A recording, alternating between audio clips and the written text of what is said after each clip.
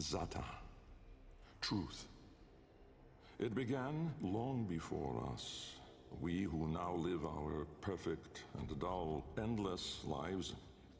It began long before these moon palaces and body markets hurling around our golden sun. It began long before our light coil thinkers, our radiation wars, our oil smoke. It began with us, the continuity and its twin, wanderlust. The need for unseen shores deep in our marrow. No judge, jester, queen, or king can escape this old blood. We are nomads, eternal. And when no ocean, mountain, or sky could contain us, our gaze hungered starward.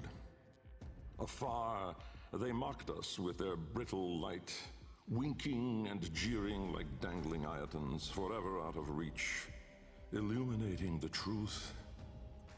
Immortal as we are, we die with the sun. That's where I come in. Jahu, form. My departure was a day less than any other. When I stepped inside the bell, I saw no crowd through its seriglass, no skeptical onlookers, no regal send-off. They all had given up on me and my paradoxical formulations. The wasted years had all shown the void to be just that. Nothing. No energy, no entanglement, no form.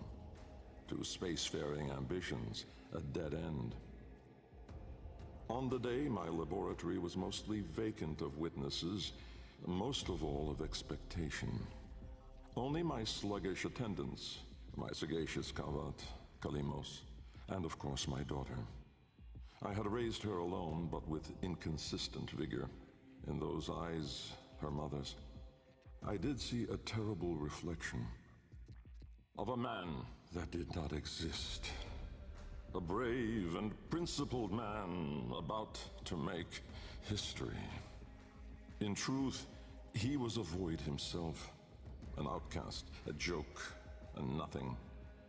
Driven by my humiliation, failure had made me bitter and reckless. I would dive into the depths myself to prove them all wrong. I gave the signal. My daughter grasped the lever.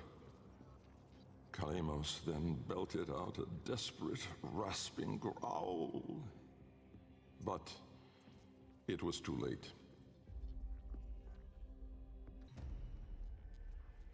Vom, order. The calipers yawed open the wall between worlds, stretching there a black trapezoidal gap. A door, a mouth.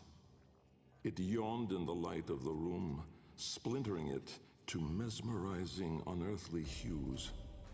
And I, inside the bell, dropping obliquely toward it from my gallows. Mass and time rippled as a sudden vortex jawed before me. My head was vapor, my feet lodestone. The bell around me flexed like a rat paralyzed in a winding, gulping snake. I faltered in the awe of it, stumbling against the seriglass, and with that shifted the bell's path through the wall. It grazed the caliper membrane, the edge of the door. No worldly edge was as thin, as sharp as could split even light. As the bell faintly grazed it, the seriglass was all at once rendered like strips of flesh by Dax's blade.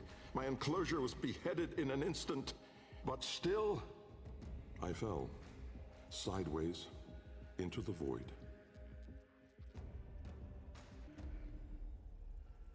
Fast, chaos. Death was on me, I was certain. I was face down, eyes clenched, my heart pulsing the last of its seconds, and my lungs burning the last of its air. A sudden nostalgia gripped me. I grasped desperately for memory of a storm just past, the fumbling pitch of a child's song. Yet all these thoughts seemed to steal away from my mind like smoke through a vent.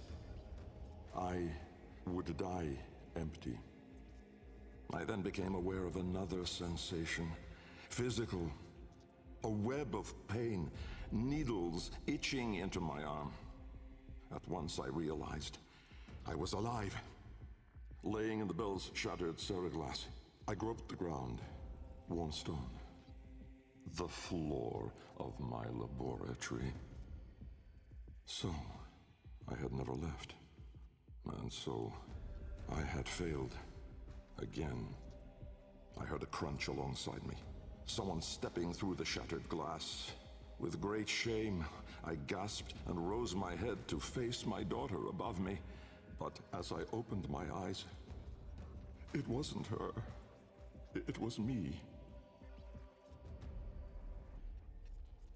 Riss. Light. The senselessness of it. The paradoxic, the vague, untimed form. I was alone, but not. For I stood there confronted by myself. A twin, but no brother. A reflection, but with dimension. Behind him, no horizon, but a vast broiling sea of caustic light pierced at random by black-pin stars. And closer, around me, a gale of flowing vapor, profane in color, billowing relentlessly into the nascent lack, seeking all directions. I was standing on a precipice of familiar stone, jagged and unanchored as though cleaved directly from the very floor of my laboratory. I wondered at the vapor's path, smoking outward more, leaving behind now the walls, the filigree gold, the rare cuts of marble from my home. I knew at once the vapor's source. I turned away, back toward the wall, the trapezoid I had yawed into it. Vapor erupted inward at the gap, but not just from there. For as I rolled my eyes back, I saw the same. A great steam of scintillation smoking out from my skull. Dumb in awe, I faced toward my chimerical twin. He spoke. Kra, time. An old name, unspoken in the centuries since my mother reared me. A soft hiss, soothing as a viper's gaze. Little Bengal. The other me reached out, offering his hand, gliding toward me without moving, as though the distance between us was now collapsing. A confusion, most euphoric, filled my mind. With the shred of wit that remained, I decided that I should run for my life. At once, crazed and frantic, I fled. But I made no forward progress.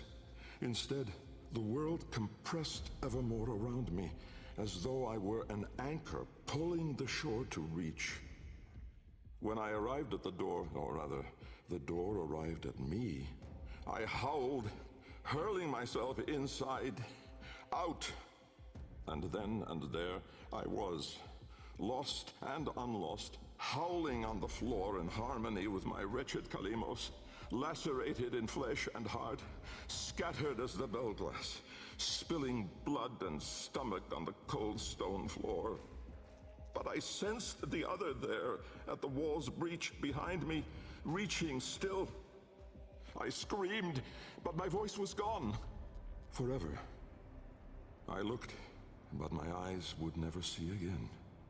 I swept my fist across the floor, snatching broken shards, and in gripping tightly, I filled my hands with ink. Close it, I wrote. Netra. Decay. Time, to us, is all but conquered. Our sacred kuva moves us on to new skin. We numb to our daily, yearly trifles, and remedy those memories that bring lasting misery.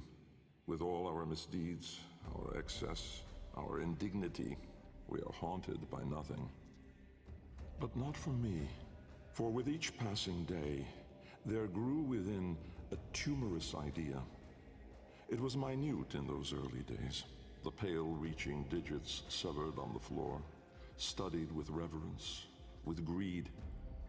And it swelled larger in the latter days. The regal domes, the rail dedications, the unholy Zariman parade. I had put the stars within reach, but at what cost?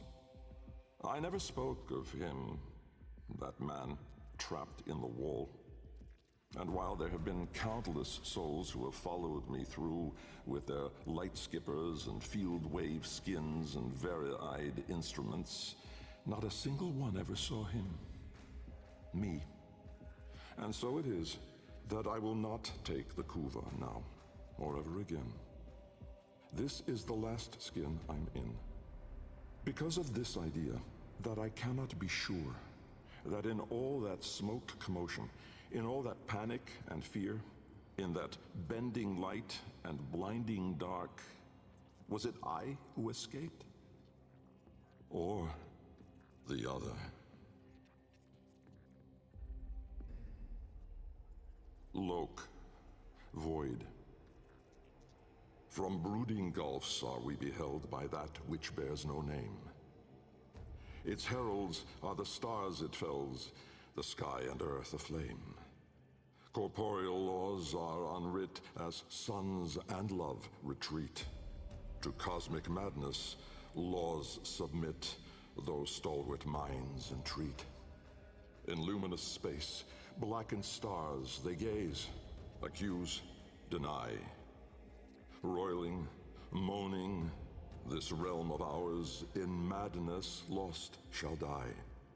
Carrion hordes trill their profane accord with eldritch plans. To cosmic forms from tangent planes, we end as we began.